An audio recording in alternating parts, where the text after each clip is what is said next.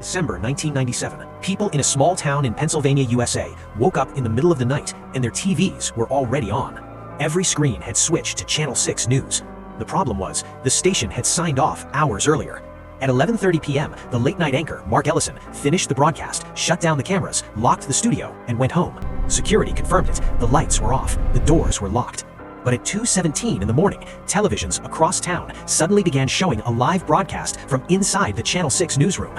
The anchor desk was lit. The chair sat under the studio lights, but no one was sitting in it. The broadcast stayed like that for almost 18 minutes. No movement, no sound, just an empty newsroom in the middle of the night. Then, viewers noticed something. A shadow moved in the hallway behind the set. Slowly, a figure stepped into the studio. The person walked toward the anchor desk and stopped behind it. But they never showed their face.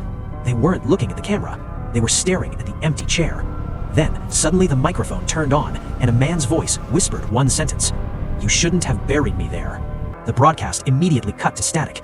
Police rushed to the station, but when they arrived, the doors were still locked. No signs of forced entry. No one inside. But when investigators checked the control room, they found something strange. The broadcast equipment had been turned on manually from inside the studio.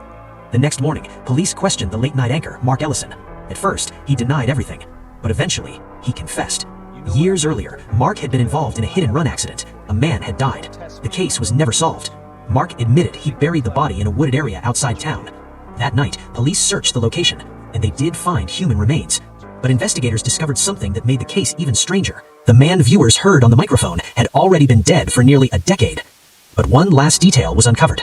When technicians reviewed the Channel 6 equipment logs, they found that the studio microphone activated automatically at 2:35 a.m., and it stayed on for exactly 7 seconds, just long enough for someone or something to say, "You shouldn't have buried me there."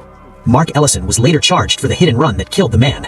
But to this day, no one has ever explained who turned on that broadcast or who spoke into the microphone that night.